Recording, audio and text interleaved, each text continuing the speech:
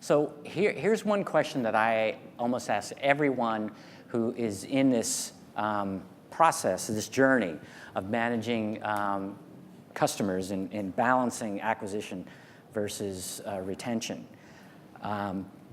Who owns the customer in your organization? And I've even had someone whose very title is, head of customer, head of the, chief customer officer, and the answer was everyone. Yet, can you really manage something in which everyone owns it and no one owns it, right? So let's talk about the culture of the customer, and how you think about customers, and particularly for you, Darren, the history and the culture about the customer at Steinway. It's interesting. I think every company and category is different based on the dynamics of that business. And in the case of Steinway & Sons, we are a very old manufacturing company. We have been making handcrafted pianos here in New York City for 163 years. They're very expensive. $100,000 is the sort of the mid-point price point. And typically you buy one for your lifetime, and maybe you leave it for your kids or your grandkids or whatever it might be. So the context of that is different. As a manufacturing company, and I think there are a lot of people who are selling what they make as opposed to making what they sell. And what I mean by all of that is that Steinway is a company in transition, going from being a manufacturing product-oriented company to one that is much more consumer and customer-centric.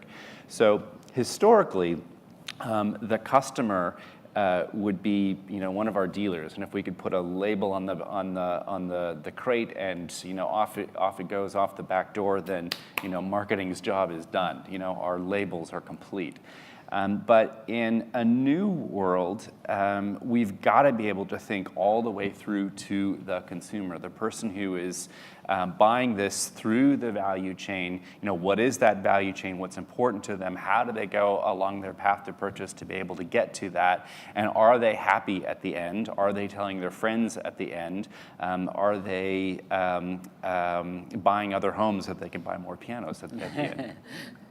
And so in terms of who owns it, is when someone has a question about the customer, it's evolving. I think in the past it's been the shipping guy and or the wholesale sales type of person. And I think the evolution is going from being a sales-oriented ownership to more of a business-owned ownership of owning that customer. Great. Andrew, how about at Business Insider? What's the culture of the customer there like? So reflecting on what Darren has said, slightly newer organization, Business Insider, about 9 years, depending on how you define it. And the way I would set some ground rules is that the reader is our ultimate and core customer. The business is driven on a revenue basis largely by advertising, of course. But without the reader, without delighting the reader and having a very loyal and engaged reader, we're nothing. So the focus from the very beginning of Business Insider, predating me by many years, as defined by Henry Blodgett, is creating a extremely delightful experience for readers, telling stories in any format, in any way possible, that will keep readers coming back, keep them engaged, and build an audience that will enable Business Insider to compete with some of the big boys in the business media space. And we've successfully done that by being very focused on that reader experience. And I think the ownership of, to presume your question on who owns that, a lot of people own that reader experience. And we use data to own that experience. Editors own it. And Henry is very focused on Google Analytics and all the data that comes out of that regularly, on Chartbeat, what stories are trending right now. And all the editors are keenly focused on that. Obviously, there's lots of different types of customers we have. I'm building a subscription revenue stream, a huge advertising team, customers focused on that. But I would say there's many fathers of that customer ownership at Business Insider when it comes down to keeping readers engaged. Okay. How about you, Ken? talk about the culture of the customer. Yeah, so I think in short, my short answer would be it's complicated. So when I joined Natori 9 years ago, we were a much different operation. We were almost exclusively a wholesaler, so we sold to high-end department stores, so Saks, Neiman Marcus, Bloomingdale's, Nordstrom's, Dillard's, and really that's where our customers shop. Customers were loyal to retailer, they were loyal to brand, and we kind of trusted our retailers to know who our customers were. So really, 9 years ago, we could focus on what we were best at, which was making fashionable, good product, and we really let the retailers take care of the rest. Within the last 9 years, the world has changed a lot, and as department stores have kind of lost share, we've really tried to take more customer interaction into our own hands. So we launched e-commerce 8 years ago. We launched our own retail store 2 years ago, hopefully with more coming. We have like a direct mail, a number of direct mail campaigns that we started last year. So this whole idea of who owns the customer, 9 years ago, the answer was simple. We don't, we let the retailers do it. But as the fashion, retail, and kind of wholesale model has changed a lot, there are now a lot of different hands in that customer pot. And we're really trying to figure out, we're certainly not there yet. We're trying to figure out who the central person should be and, how we should spread all of these sort of, different initiatives out effectively. Yeah, again, from personal experience of a family-run business, you have to focus on the customer because typically there's no plan B. Yep. Around that strategy. So let's talk about marketing, a marketing strategy, and how your budgets and strategies align around either customer segments. Do you have separate activities? How you think about how you allocate marketing spend against either acquisition or retention or even brand? How does this fall in the overall pantheon of marketing spend? And are these separate people, separate functions, or is this just holistically, organically within one group? That's a lot of questions. In our case, and in my case over time, marketing is really all about segmenting. There's no one consumer prototype that meets all needs. You and I are similar yet different. We had different things for breakfast this morning. We have different needs. We have different ways of getting here. And all of those things mean that we need to market to people in very different ways based on who they are, what they are, how valuable they are. You may engage in a category more often than I do, and therefore you're valuable to that category. So one size never fits all. And in our case, it's really about breaking down who those customers are and what their motivations are. So in our business, in the business of culture, we've got hardcore pianists who, frankly, we don't have to market much to because they know who we are and they, come.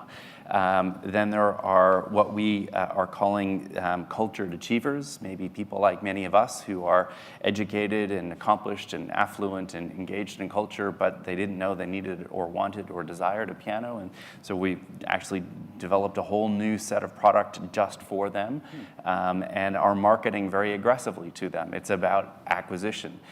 Because that's new incremental value that we are able to acquire. And then a third segment would be institutional customers, conservatories or the Carnegie Halls of the world. And again, you don't need to market much to them because of the first segment who, when they play, they only play on Steinway. So thankfully, our forefathers 100 years ago did their job well, so that the retention or the loyalty to the category is very much there. But it really is about segmenting and understanding who needs what's new, and how do you build that new value stream. And one size would never fit all. Yeah, and I think, as I said, in looking at and spending time on the site, it's easy to get lost in the numbers and the data around marketing tactics and strategies when all is said and done. If you don't have a superior brand, a superior product, marketing is not all the marketing in the world can't help you. Well, to your point, we all represent brands in one way or another, whether that's a media brand or a retail brand or a product of some form or another.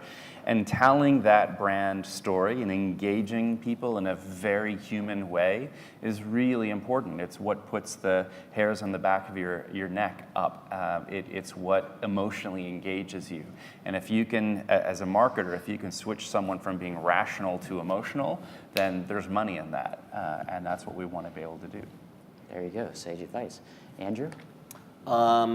So I'm going to focus a little bit more on BI Intelligence, the premium research unit, where we have just really the entire marketing team for Business Insider sits within that team, which reports into me. And just a quick 2-minute background, BI Intelligence, premium subscription research service. We focus on 6 verticals of digital disruption and provide daily, weekly, monthly analysis of the trends, not unlike what you presented earlier on what's happening in those industries and how they're being disrupted. One of them is digital media. We also have one on e-commerce, if you're interested. The focus of the marketing team, most definitely, they would kill me if we called them acquisition grunts, but they're focused entirely on acquisition, and they do it brilliantly. And they are bringing attention to our content in a variety of different ways, mostly by promoting that content on businessinsider.com, the free site, excerpting it, teasing it on businessinsider.com, mobile channels, et cetera. Their budgets are focused on that, and the team is largely focused on that. Once someone becomes a customer and becomes a reader, they're owned by one of 2 groups. One is operations, which is responsible for fulfilling that content to them, renewing them, running surveys to keep on top of key metrics. I'm sure will be a question of yours, what they think of our content. We look at a Net Promoter and whether or not they'll renew. That's for individual readers. On the enterprise level, we actually have and recently hired someone whose sole focus is account management, the caring and feeding of our enterprise subscribers, making sure they are delighted, that they love the content, that every seat is filled, can we add more seats, and bringing in as much feedback as they possibly can on what they think of our content and how we can improve it for our research team. And that is a critical, that's been revelatory for us over the course of the past 4 or 5 months since that function has been up and running. And that's a person, and they're running that. Yeah, they use lots of tools and technology, but that requires a lot of hand-to-hand combat and discussions. I think that from that retention perspective, there's real value and money in that for us. An issue and something we try to overcome, and this is a great actual quote from a reader that we had recently from this account manager, was, I love BI Intelligence, we call it BII. It's remarkable that I didn't know how much I didn't know I needed it until I had it. And so we're constantly trying to overcome that hurdle. And that's why we have so many people focused on acquisition and trying to bring folks into the tent. But once we have them, we really want to try and lever that relationship to grow within organizations and also so that we'll spread to other organizations. Because a wise person once told me, money does grow on trees, referral trees. Another quotable quote there. You go. So Ken, I know you kind of, in our chats before, you kind of prefaced that maybe marketing wasn't, necessarily as sophisticated as Coke or P&G, perhaps. But how are you thinking about marketing? Yes, I think I can share. First off, I just want to say that your presentation, in terms of presentations I've seen that are going to change the way that I think about how we approach our marketing business, that was very impactful. And I think if I can kind of share why we have spent the lion's share of our attention on acquisition, it might be insightful. So for those of you who don't know us, we're a high-end fashion brand.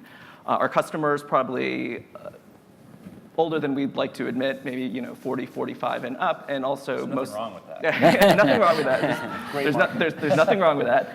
But everybody in our world is trying to fight for the 20 to 35-year-old. But our customer tends to skew a little older, and while we are trying to diversify and become a lifestyle fashion brand, we're still most known in the marketplace for bras and underwear, but also for sleepwear, which tends to skew a little bit older in terms of demographic as well. So our focus really has predominantly been on acquisition, because our view is, listen, we've been around for 40 years, and our customers have been with us for 40 years, and there is loyalty there already, so why spend extra money on that? So that was kind of taken apart by this presentation here.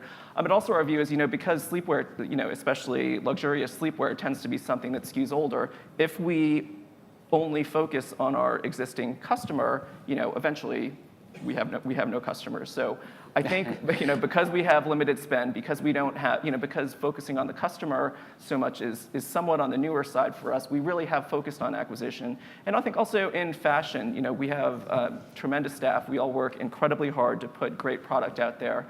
Our belief, admittedly somewhat romantic, is that if more people knew about what we did and got to touch and feel what we do, we would be much bigger. So, we have focus the spend that we have mostly on acquisition, but I'm certainly going to rethink that based on your presentation. Fair enough. My history back in the packaged goods business, the facts totally play out what you're talking about. In the beverage business, 20% of our customer base easily produced 80% of the revenue. And at the retail level, oftentimes it was 5% who delivered 90%.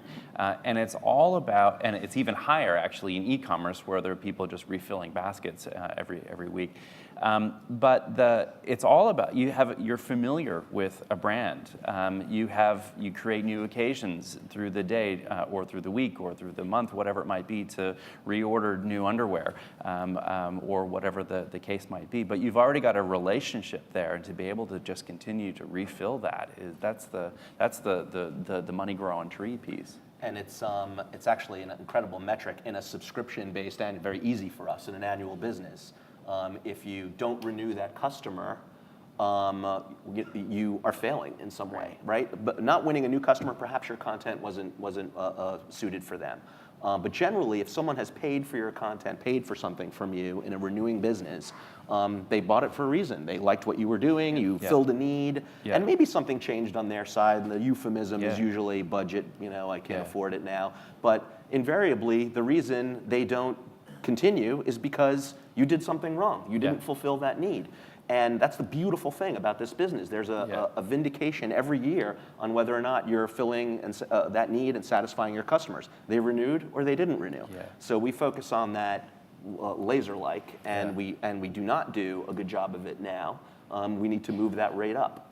And I could get into some vagaries on how, when you're in an enterprise example, you should be making money from that renewal business. It should be growing. And all SaaS businesses know that. I imagine it's really important to understand satisfaction along that pathway, because you've got a year until the renewal, but if I get pissed off 6 weeks in, then I've got 46 weeks to be unhappy about it. So it's going to sound like I'm singing for my breakfast, but that is where Sailthru comes in.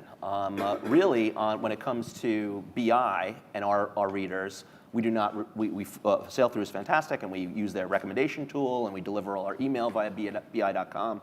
But the content is primarily consumed online, laptop, app, mobile web, et cetera, socially. But in BI Intelligence, we push all of our content. We deliver all of our content via email. So we watch engagement on our emails like a hawk, because that is critically important to telling us whether or not we're satisfying that journey. And we need to watch changes in that engagement level. If someone falls off the table suddenly, hopefully we call up and they changed a role, or they left, or we get a hard bounce and they left the company.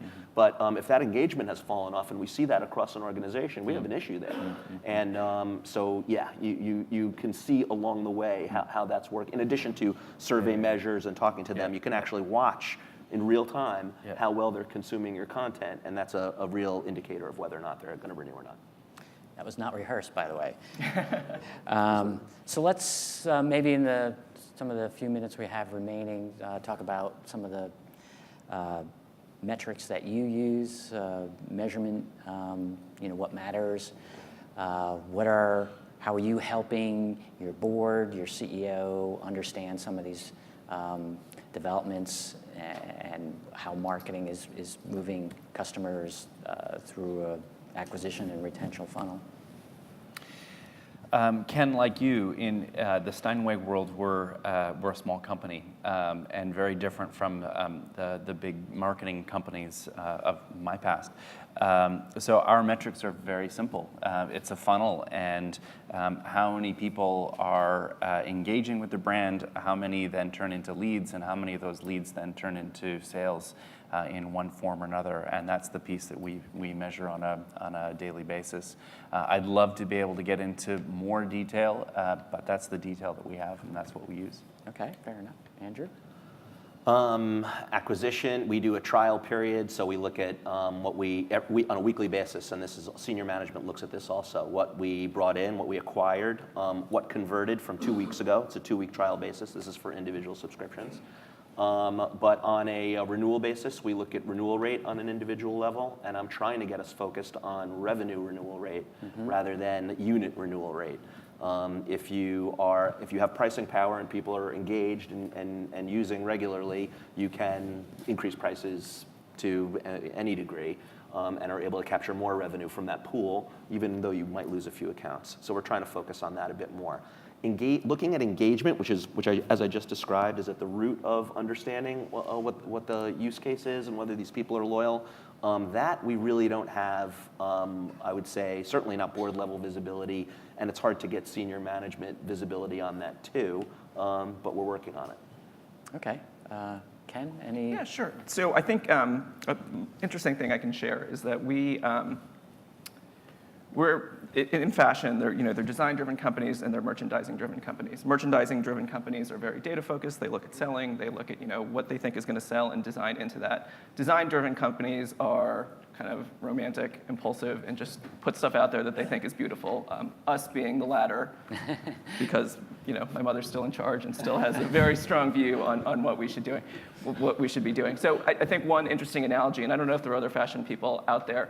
We sent out our first mailer in store promoting our our latest ready-to-wear collection in September, and there was a big debate about, okay, so what percentage of this database should we send out to that are existing customers versus acquisition?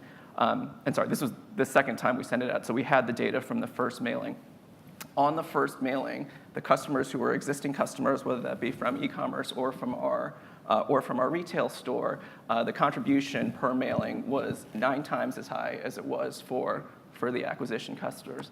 That said, despite that data, we sat down as a company and said, okay, so what should the balance be? And even with that overwhelming amount of data in front of us, there was a strong view saying, you know what, in order for us to really get big and spread the name out there, we need to skew more towards acquisition as opposed to retention. So I'm sure a lot of you are pulling your hair out even listening to that. But I think that it's not necessarily abnormal for fashion companies to think that way, but it's an interesting way that some people look at the interesting. So if I'm going to ask one more question, and start thinking about your questions, and I'll be happy to take your questions for the panel. Hopefully, you see some examples of what you're working on that you might want to get their input and advice on. So let's talk about some of the lessons learned. I love this. We're going to make this decision despite the data strategy, which we actually captured ourselves in the. It's really hard to overcome that. Acquisition in and of itself does usually equate to business growth, right? Whereas the data does not necessarily show that. So let's talk about some of the lessons learned. What are the trials, the tribulations that you can share, in particularly around bringing a focus on the customer. Let's forget the metrics for now. Well, what have you learned in helping your organization become customer focused? I was thinking about this on the way in this morning, and the analogy that I came to was, too often we are actors on a stage, and we know the play, we know the script, we know the back of the house all really well, but we're looking at it from the stage out to the audience, when in reality what people are consuming is they're looking from the audience to the stage, and it's a different perspective. And we've always got to remember that if you're sitting in a seat in the audience, what are you seeing? How are you seeing the interaction between the players? Are you getting the plot? Is your experience really what it is? So in the context of the business world that I live in, really forcing myself and our team to be able to step back and look at life as a consumer. Do you go to our stuff? We're all engaged in our stuff, right. But consumers could care less, or if they do come to our site, I love the visual poetry thing, thank you very much, but it wasn't like that 6 months ago. Looking at that experience, and then they come into the store, and does the site look like the store? Right. And no, it doesn't, and that's because of A, B, and C. But looking at that full path to purchase and experiencing it not through what we think that people are seeing it, but what is a consumer seeing and what are they experiencing, and do the breadcrumbs really lead to where you want to be able to get to, from an acquisition into retention, into loyalty, into value creation. Yeah, it's interesting. A CMO once told me that they changed the culture of the company by just changing this, becoming a customer-focused organization by changing just the terminology in the organization. Instead of talking about units sold, they would talk about customers gained.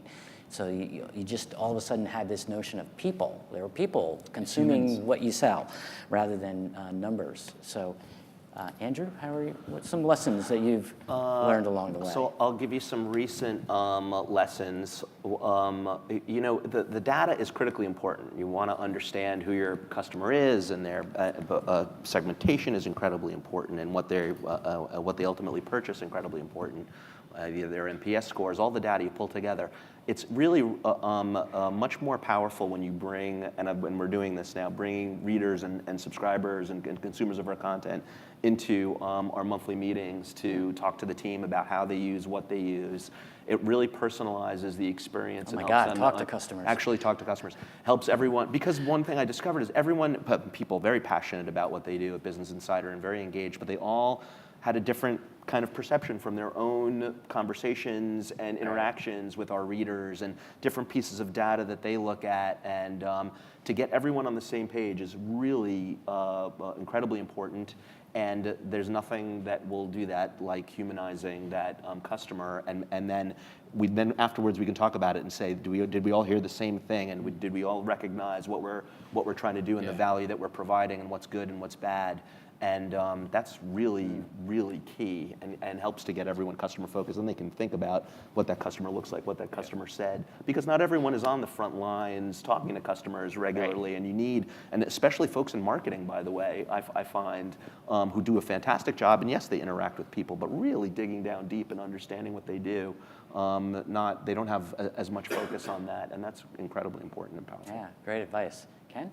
So I think our biggest issue in terms of being more focused on retention, in addition to budget, has really been technology. So we've been on the same, since we launched our e-commerce 8 years ago, we've been on the same platform that hasn't evolved quite as much as we had hoped. So we finally brought in a director of e-commerce last January, and she's implementing a new system, which we're going to be up on in the next couple of months. So I think that's going to open a new path for us. And then also, culturally, like I said, our company's been around for 40 years. For the first 30 to 35, our focus on the actual end customer didn't have to be as large as it is now. So especially in an organization that's not huge, it's a big cultural shift and a lot of change in a company that's had people around for a very long time. So from a technology perspective, and then I think from just a realization that we kind of need to change the direction of the company and change our priorities, those two things are going to help us really focus more on the customer in the coming years. Great. Lots of good advice up here, and sharing of war stories. Questions, thoughts? Yes. Hey, Sam Rosen from The Atlantic. As someone who's working on our own Manhattan projects, I was curious about the balance between retention and acquisition as you're trying to diversify your revenue stream. I mean, this might be most specifically for Andrew, but it's something that we could all think about. Obviously, so our only paid product right now is a print magazine. And so that also tends to skew a lot older. Probably the people in their pajamas reading our magazine. And so as we look to skew younger and grow our readership more internationally and then convert that into new paid products beyond just a print subscription, the struggle is real between thinking about acquisition and just retaining the existing customer base that we have and upselling them into higher priced products. I'm sure you're asking for many others in the room at the same time. You want to take a stab at that, Andrew? So the balance between, the question is, just to clarify, what's the balance between the two? Well, the balance between acquisition and retention, and then also as you think about new business development and you're thinking about the paywall and other paid products. I guess it's a two-part question. Right. Yeah. So I think it's how do you better monetize the customers you have? Yeah, Really I mean, I guess the best analogy would be that free audience. Let's move away from the premium subscription research service into the free audience of Business Insider, which we're wrestling with right now. We have 100 million uniques across all of our properties. It's actually quite a huge audience, but a large chunk of them are coming to it socially, and they're not real dedicated readers. Although I talk to many people who say, "Oh yeah, I go to Business Insider all the time, but only via my Facebook feed." But we do have a huge chunk of loyalists who are free readers, and Business Insider is their homepage, and they come to us all the time, and they would pay for content from us, and figuring out how to transition those people into paid readers, not just eyeballs that advertisers want to monetize, is a real challenge for us, and wrestling how to do that. Would we consider those, to kind of think about your question, would we consider those acquisitions or conversions and retention? I think we'd consider those acquisitions and getting new readers. And I would, I ran the FT for several years also here in the US with the great job of being in charge of circulation as well as advertising. And that's a breed that is aging. I mean, we are trying to build a business based on the fact that the average age of the Wall Street Journal and the Financial Times reader goes up by a year every year. That's our analysis. So eventually, it's not a sustainable eventually, path, so you have to acquire a new reader, and that new reader for us is the millennial who is never going to read the Wall Street Journal, is never going to read the Financial Times. By the way, I think to their detriment. Those are fantastic news organizations, very authoritative. Henry Blodgett was just quoted in Spiegel on last week talking about, they did an interview with him, and he declared that there is no more newspaper of record. And I think that's true and sad. But you have to, The Atlantic is a fantastic publication with incredible journalism, and you need to expose it to a new generation of readers that aren't going to read a great magazine in their pajamas. I don't know if that answers. No end to that conversation, I'm sure. Yeah, probably. Any other questions for our group? From my own experience, understanding of traditional print media, typically we treat our best customers worse and our worst customers best. It's a bizarre inversion of most other organizations because you will do anything to get the last 10% of your circulation, and and the people who pay full rate,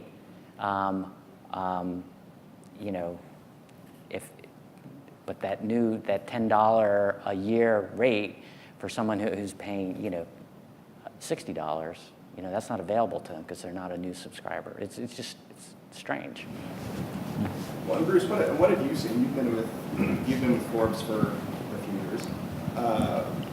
What's been, so we've heard you've done a great job of asking the panel great questions.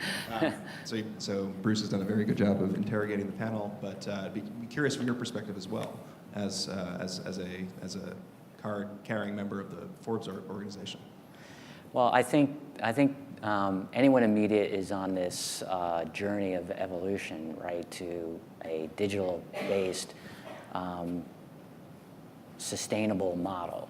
Now, to credit to Business Insider and BuzzFeed and HuffPost, who started life there and figured out. I mean, there's two things. One, the business model is broken. You have to change the business. It costs too much to create content for the return on investment. So how do you change that? There's no way around that.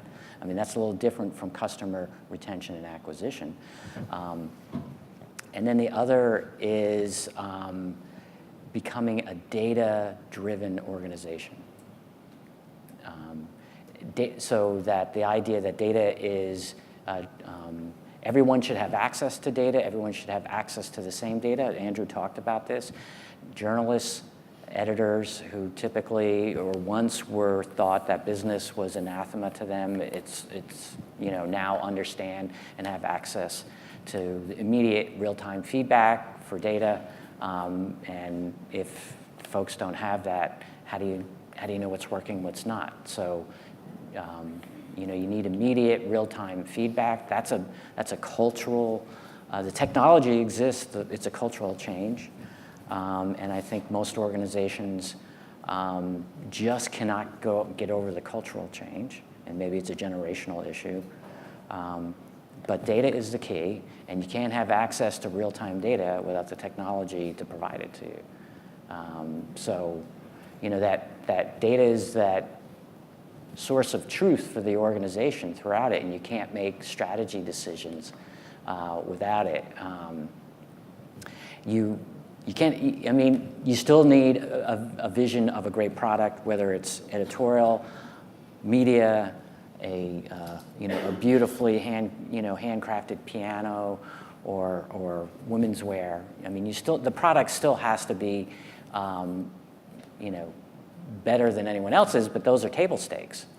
Without that, presumably, you're going to go out of business no matter what your strategy is, no matter what your access to data is. But assuming those are table stakes, having a cultural change where everyone has access to the data, data is not hoarded by some decision maker somewhere. Everyone has it. The KPIs, the direction of the company are very clearly identified. And that has just not been how media worked in the past. So that's a huge cultural change.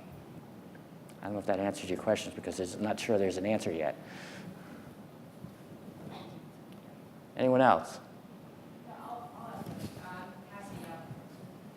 Cassie Young from Sailthru. So I actually have a follow-on question on that. So completely agreed on the data front and having that real-time feedback loop. But I think one of the challenges we see is that a lot of times that data is full of red herrings, right? Because you'll see people react to what happens today, and the numbers may look significantly different a year from now or tell a different story. And I think, Andrew, you hinted at that when you talked about looking at the renewal rate a year out. So I'm wondering what you've seen brands do to really balance sort of the lightweight numbers they might get in the near term with what the long-term impact on the business might look like.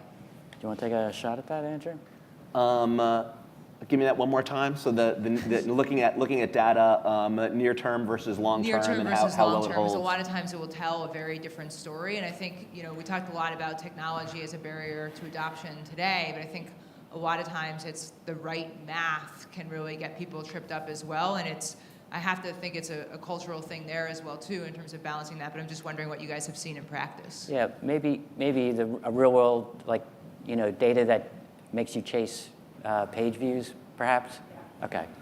Yeah, we're really trying to get out of that game at Business Insider. We've been accused of and painted as being very short term and focused on clicks, and there was a time when I think that was probably more accurate, but we're really moving away from that right now and I'm just trying to think of a better way to kind of give you, one example of something that we do now that I think helps to sort of bridge the short and the long term back to the research service is our survey, our reader survey. We do that at the midpoint of a subscription, so an event triggered, and it is always at the 6-month anniversary of that individual subscriber. So this is something actually brand new. We just instituted this a few months ago. And the thinking being, we ask all sorts of questions. Obviously, NPS question, but testing out different features that we're thinking of adding, new products, all that sort of thing. And then the money question. By the way, how you feeling about renewing, right about now, even though it's only 6 months out?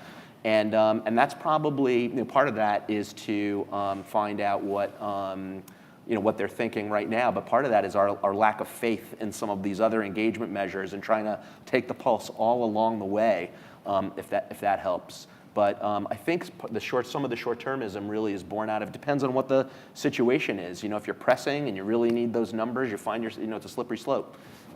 Back to Sisyphus, but you really want to be focused on the now, so you can get your numbers up, but the long game as well. And any pieces of data you can pull in, we've been misled by, and I've been misled by tons of data points that that don't turn out the way they're going to turn out. Here's a good one: is a business plan that you write for a new business or product. How often do you go back and check your results against what you decided would happen in that business plan and all the surveys and research that you did? You know, if you're me, Particularly when the results are better than you expected them. yeah, you're like, that was then, and we did it, and it's great. And if it's failed, it wasn't the business plan's fault either, generally. But it is, it's really hard to live and die by that, and there's a lot of gut that goes with it too that you want to make sure you pull into the equation. I don't know if that helps. I think we often find we look at what is happening, but not always why it's happening. And it's really, in my case, it's really easy to misinterpret either good news or bad news and assume that it's A, B, or C, when really it's D, E, or F. And I like your 6-month check-in, because that then gives you a fact-based way of really what's going on with the consumer and what are they thinking. I just wanted to add the preface that data is key, but it's the right data, which is the real point. And the only thing I would add as a point of example is define what a customer is. Then you have the data to help move. If a customer is somebody who views one page view, then that's a different business model. If it's something else, then you can move the organization against that KPI. Maybe one more question. Yes. I was just going to ask, Bruce, if you actually put this in your slides, but sort of generally applicable. You said that many of the executives you surveyed cited technical challenges, and I just wanted to see if you could expand on some of the technical challenges you guys have faced and how you may have remediated them. Well, specifically with regards to data and analytics. Yeah, there's no shortage of conversation that I have literally with CMOs and CEOs around the world on that issue, and we didn't ask a lot of follow-up questions around that. We just identified that as a pain point. There are some context in some of the reporting, which hopefully you'll be able to download the report later this week, Eric, where there's some context to that to some of the folks that we interviewed. But I think the challenge almost invariably around data is by nature a siloed activity. So how do you break the silos down? Because customer service has a data, and customer acquisition has a database, and someone else has a data. We have a database in Germany, and we have a database, that sits in 7 different database tools.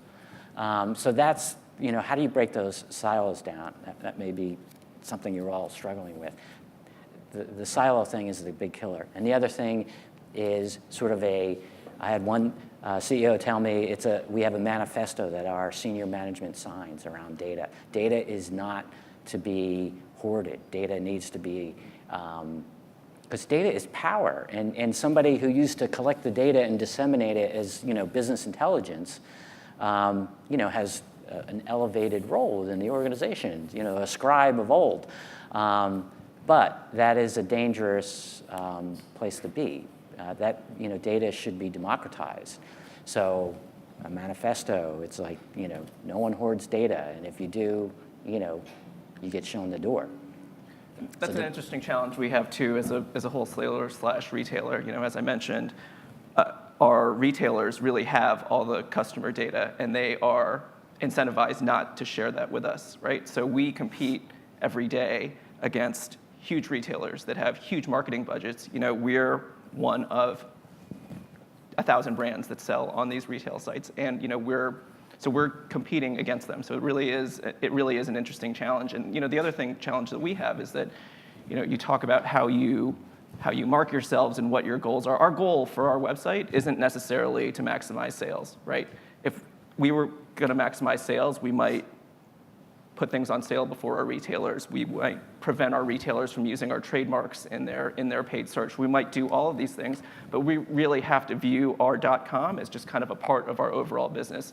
And because wholesale is still such a huge part of our business, we really need to view, our customer service team, their mandate is you treat a sale on Natori.com equally to a sale on Bloomingdale's.com or in a Nordstrom store. We're more than happy to drive our customers, if we're out of something, to a retailer's website or to a store. So, like I said, our vision of how to operate our website is probably different than a lot of other companies. Well, I think we've ran out of time. Please join me in thanking Darren, Andrew, Ken for their thoughts and insights.